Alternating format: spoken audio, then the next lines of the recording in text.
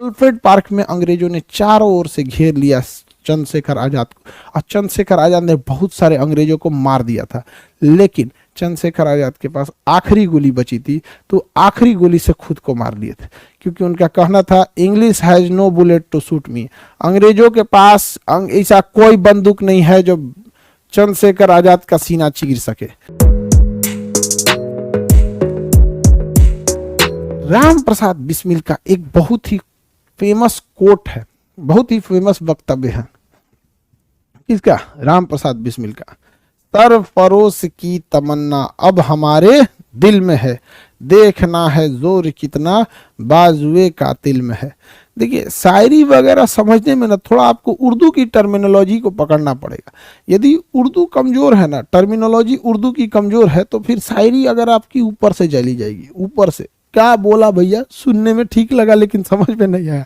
हाँ, मेरे रस के कमर का मतलब है नहीं पता है, गा रहा है, हमसे पूछता है ऐसे बता दीजिए। हमारा सिलेबस छोटा है, जो तुम तो उर्दू पढ़ाने बैठे अब बताओ।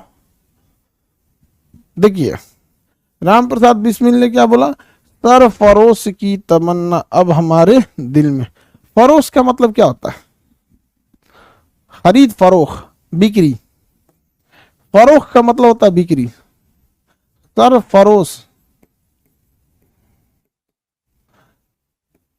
फरोश का मतलब क्या होता है? फरोश, इसका मतलब था बिक्री। बिक्री, खरीद फरोख नाम सुने? उर्दू में बोला जाता है खरीद बिक्री। हिंदी में क्या होता है? खरीद बिक्री। उसी को मतलब खरीद फरोख। फरोख होता है, फरोख, खरीद फरोख। सरफरोश की तमन्ना मतलब क्या ना? बिक्री। सरफरोश की तमन्ना, तमन्ना मतलब क्या होता है? इच्छा। तमन्ना मतलब इच्छा। उर्दू में, हिंदी में कहते हैं इच्छा, उर्दू में कहते हैं तमन्ना। समझ में आ गया कि नहीं आ गया?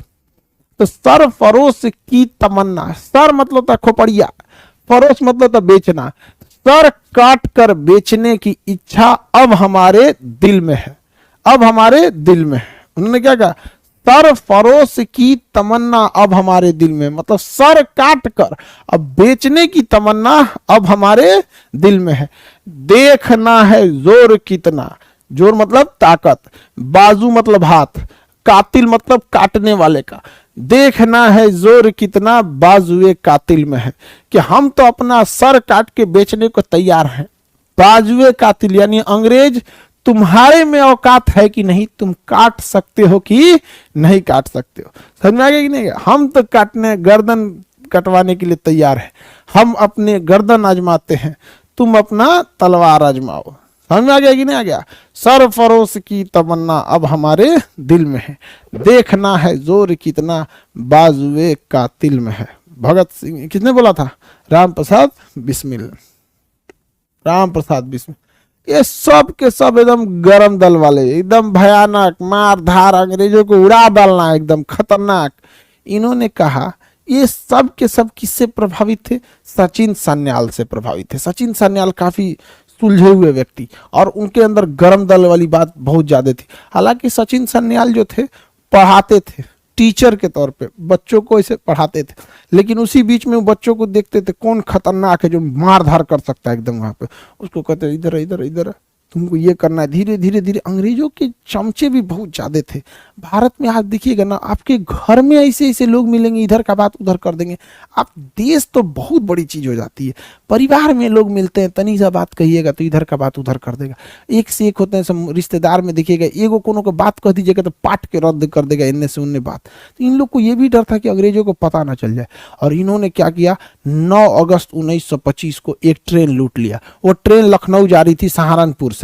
सहारनपुर उत्तर प्रदेश का एक जगह है, सहारनपुर। सहारनपुर से वो ट्रेन जा रही थी, कहाँ के लिए जा रही थी? लखनऊ के लिए। कहाँ के लिए जा रही?